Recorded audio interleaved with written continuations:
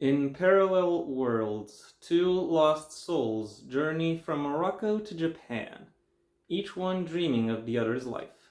Joshua, an American tourist pursued by men who claim to be immortal, sneaks into Mecca in search for answers.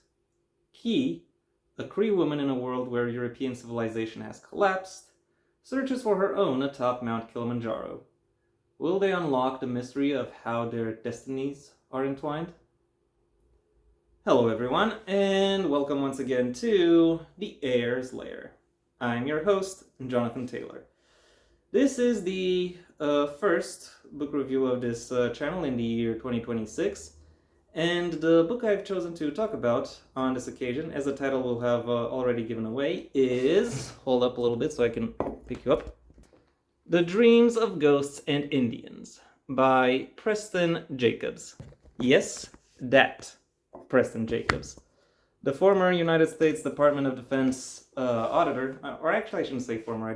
He might still be active in that role. So anyway, the United States Department of Defense auditor turned a Song of Ice and Fire tuber, who gained notoriety, so to speak, through his wild but very well substantiated fan theories regarding what is supposed to happen within this book series, as well as his distinctive analysis method and approach, which he has looked into not only this not only the titular book series and its HBO adaptation, but also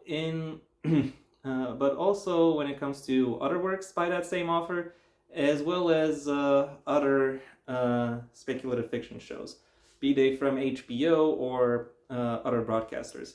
An analysis approach that he demonstrates, or that he has demonstrated, not just on his own channel, but also on a podcast that he runs with fellow Song of Ice and Fire tuber, Red Dead Review. Given his interest for fiction, it is perhaps not surprising that he has created a story of his own, namely that of the book I'm going to be talking about throughout most of this video. However, I think it is fair to say that that he won't get into his own fiction or into writing his own stories anytime soon. Primarily because this book, which as of the day after this video's release, will see its we'll see the first anniversary of its release. This book took the better part of a decade to come out, but also because he is currently involved with the Sweet Robin fanfiction project, a fan community rewrite or reimagining of The Winds of Winter, one of two, as of now unreleased, A Song of Ice and Fire books. But anyway, that's enough about the author. Now it's time to talk about the book itself. My impressions of it, in summary, are this book is a nice, easy read. You won't get through it in an afternoon. It's a little bit too hefty for that, but it does still offer an approachable and engaging reading experience. While not particularly deep, it still manages to touch upon some complex topics, but without losing its approachability. So if you're looking for an easy read that tackles more complex topics in an approachable manner, then I think it is fair to say that this book might be of interest to you. And now that I'm done with my broad impressions, it's time I delved into some specifics. The plot of this book, to the extent it can be said to have one, is split between two storylines. The first of these, which takes place in our world, follows Joshua, a young man from the USA who sets out to visit every country in the world, including those with limited or partial recognition. The second storyline follows Key, a Cree woman who also harbors globetrotting ambitions, but they are a little bit more scaled down. If I'm to be perfectly honest. Um, these characters have dreams of each other, and it can be said that their stories kind of run parallel to each other, given that they have similar stated goals, but also similar uh, personal goals, which which the story aims to explore. However, or rather, I think it's supposed to explore or sets out to explore them. But really, most of the book is really, really more a more pragmatic look into into their travels, the places they go, the people they meet, the randomness they can't account for when they arrive there. It's all oddly reminiscent of a Haruki Murakami book, except without the sexism. You have characters that you set on a that you set on their path, you put something in their path, and then you see how they react to that weird thing you put in front of them. It's an approach that Murakami is able to make work, but that's because he knows how to how to place elements around this encounter in such a way as to make the encounter itself come across as interesting. Is that something that Preston is also capable of? Well, going a little bit into the world building, we'll probably deliver the answer. And I have to say that when it comes to the world building of this book, it really is the biggest missed opportunity that this book presents. I will credit him. I will credit him for how he has been able to showcase his research and how he has been able to integrate that research within the actual goings on of the book, because a not insubstantial amount of the book actually takes place at various tourism hotspots, and and he has taken great steps in showcasing what an authentic travel and visiting experience of those places actually looks like, allowing the reader to really sink into that moment alongside the characters who are experiencing it.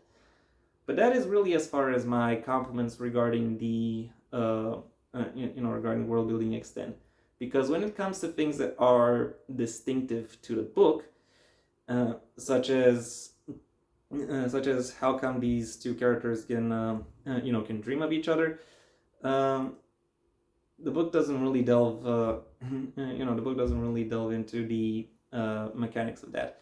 But really, the bigger issue when it comes to the world building is just how underdeveloped Key's world actually is. The one that doesn't have any white people in it anymore.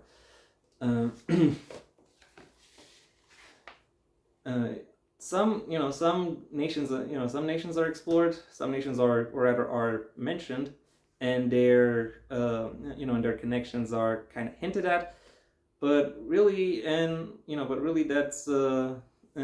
all we get is hints, nothing particularly substantial. And of the hints that we do receive, most of them just kind of place the the nations of non-white people in roles that are analogous to the nations of white people, which I have to say, on the one hand, it does build towards a statement that he, that Preston kind of typically goes with, that people are people regardless of skin color. They'll always have some degree of fault and some flaw and some distinctive flaws to them. But I don't necessarily think that would always result in the kind of civilization that he is that he is describing in both of these storylines, like this non-white civilization. Did it ever have absolute monarchies? Did it ever have communism? Did it ever have did it ever have I don't know, totalitarianism, any kind of spiritual movements? Wouldn't those have really any kind of impact? That is one aspect where Preston's book is unfortunately very limited in its portrayal, and it is something that I think negatively impacts the quality of the book as well. When I will admit that when Murakami explores some aspects of magical realism, he doesn't really delve into a lot of explanations either. Except in his case, he manages to make it oddly charming, because because it could be magic, or it could also be some weird mundane aspect to it. But here is just kind of a lump of narrative that that the story kind of has to work around, and it's just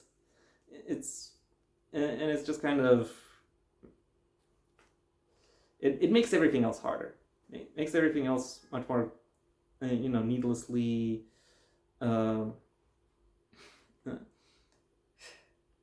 needlessly harder to it's harder to delve through, because there is this one part that doesn't really go well with any of the other parts. There is more, I have more positives to say when it comes to the characterization within this book. Joshua and Key obviously get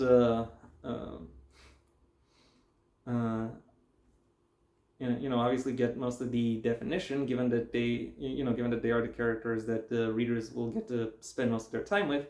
However, there are a lot of interesting bit players throughout the book, as in characters that they encounter, that both the leads and the readers encounter in specific moments and areas. And they do have their own interesting level of definition, their own narratives that they that they share with the audience and with the leads. However, with very rare exceptions, these these interactions and these narratives don't really have an impact beyond the beyond the scene in which they show up. I will at the very least say that this book does actually have some level of character development to it, and obviously it's concentrated within the leads, with Josh's development being more obvious or more clear than Key's. I won't go into the specifics. I'll just mention it as is.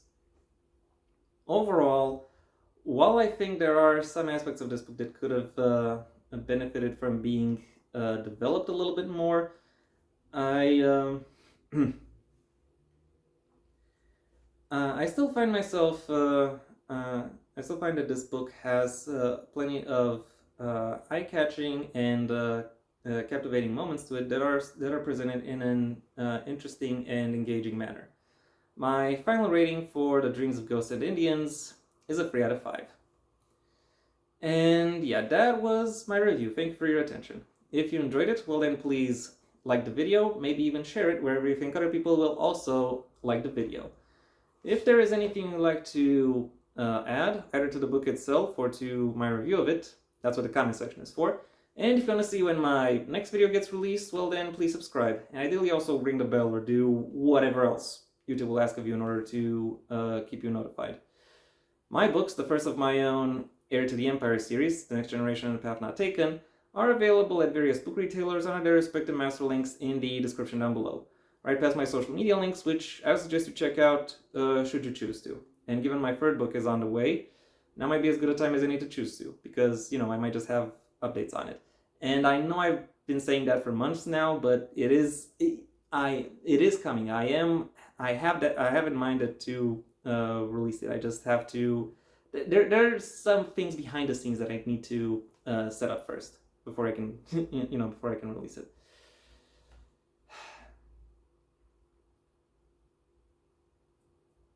Additionally, I also have a second channel where you can hear me talking about whatever crosses my mind, though it'll typically still be related to narrative analyses, but of works outside the print medium. So if that sounds like it could be of interest to you, then I suggest you go ahead and check it out. If, however, you want to hear more about my thoughts on the print medium and selected works therein, well then I suggest you stay on this channel and go through my extensive backlog, where aside from an embarrassment of riches when it comes to book reviews, I also do book rewrites, writing advice videos, as well as videos on miscellaneous connected topics. If that doesn't interest you either, then I suggest you go ahead and do whatever you want the rest of your day, because it is your day after all. And yeah, that was it for me. So until next time, I am Jonathan Taylor, and this has been the Heir's Lair.